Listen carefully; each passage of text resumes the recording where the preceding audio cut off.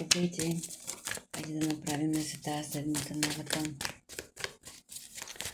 едно разкладче с общи енергии, като всичко, пак казвам, че всичко е общо. Няма да резонира за всеки, така че за който не резонира, да си подминава.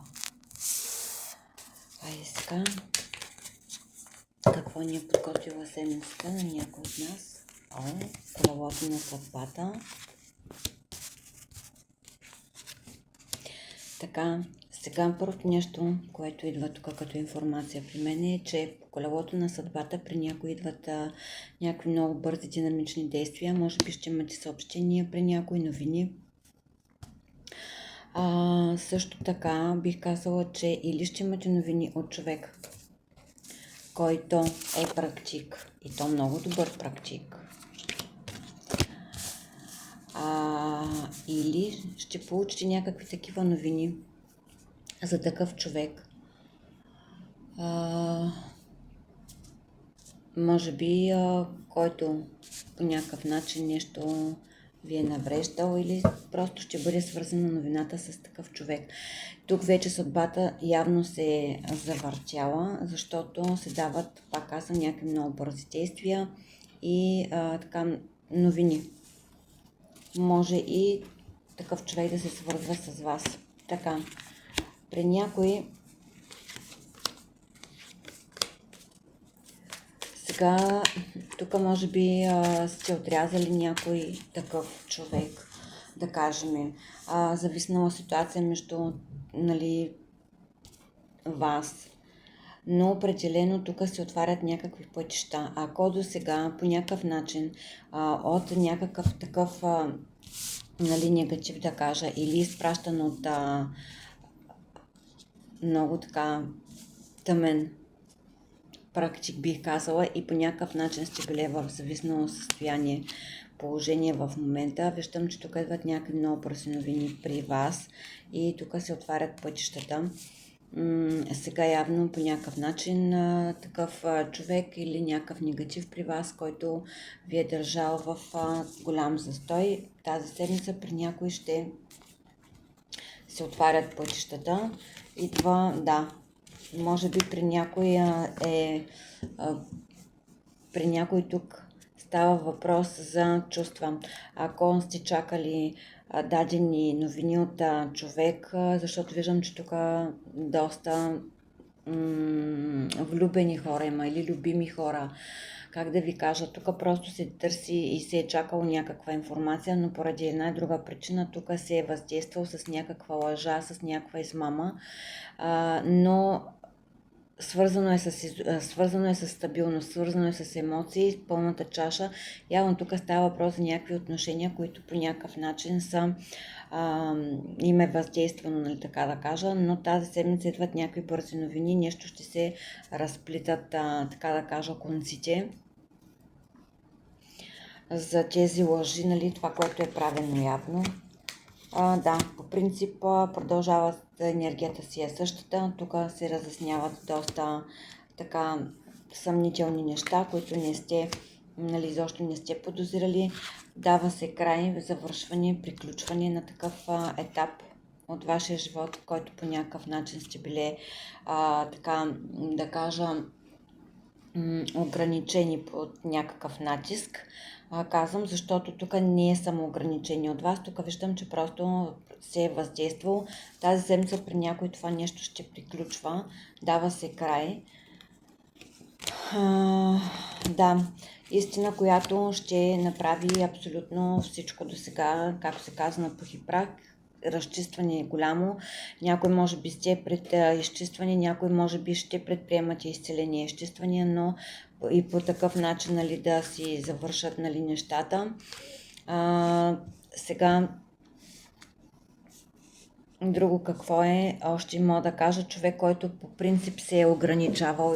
Изобщо се дава тук за такива ограничения, които са били, или вие по някакъв начин сте изпитвали така някаква, сте поставили нещата в ограничение или изобщо вие, тази кула тук ще ви разясни изобщо цялата ситуация, ще ви разясни как, нали, такава истина, която просто ще ви подейства да задействате нещата, за да разберете какво се случва и да приключите даден период. Сега този период, казвам пак, че ще го приключите не с човек, който, нали, не се е осъществил нещо, тук ще се слага край на чрез изчистване, чрез изцеление на такъв негатив. Ще го разберете по един или друг начин. Това нещо ви се дава да го разберете. Виждам тук даже, че сте вкарани в много такава енергия на самообвинение, нали, че вие сте виновни, че там нещо не се е получило. Не, нещата при вас не са се получили под, нали, намесата на нали, енергия на намеса, така да кажа. Така, сега друго още какво мога да ви дам като информация. Общо взето казахме, че тук тази седмица ще се приключва, нали, с такъв период. Дава ми се нали, избори вече, категорични. Тук ще се излизат много големи илюзии, в които по една или друга причина сте вкарани или са ви вкарали, така да кажа, но тук ще има обсъждане. Да знаете, че тук може би ще разговаряте с някой или някой ще ви насочи, може би сред приятели, може би сред колеги, или някой ще ви насочи, за да направите тази крачка с този негатив за изчистване, за да разберете какво се случва, но и да ви изкарат от илюзии. Защото тук може би ви виждат, че сте в някакви нереални, нали, така да кажа, фантазии. Така, след това какво още предстои. Някой тук ми дава, ще се борите за нещо до край, дали ще е за работа, за позиции, някой ще сте в енергията на взимане и даване тази седмица, смисъл такъв, че някои сте вече на път, смисъл да получите това, което, нали, сте раздавали до сега, вашите трудове ще бъдат оценявани, но тук може би ще се борите до последно и за нещо, което е в работна сфера.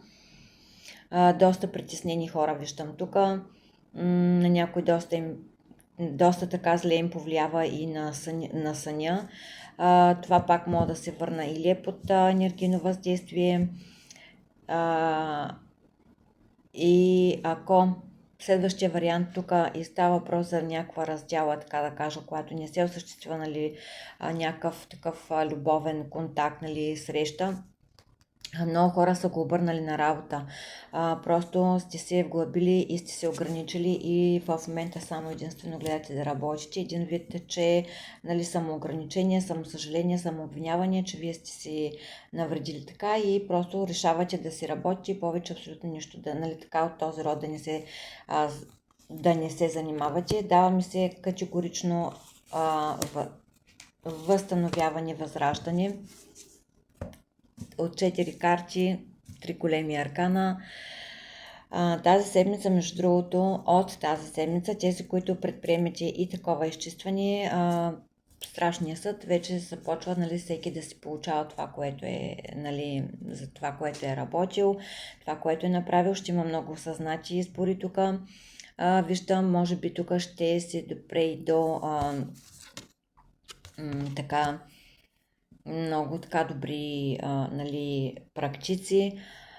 Ще поемете съдбата си, така да кажа, в свои ръце и ще предприемете категорични действия.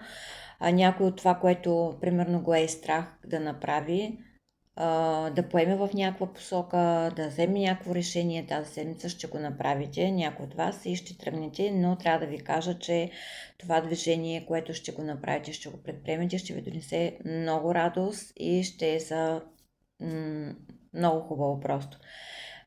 При някой тук тази седмица ще се възраждат от някакви такива много тежки, нали, ситуации, неизяснени неща, но тази седмица просто ще си дава, нали, яснота по въпроса. Ето ви и среща, разговор за ново начало, която, нали, среща ще бъде и взаимна между вас двамата.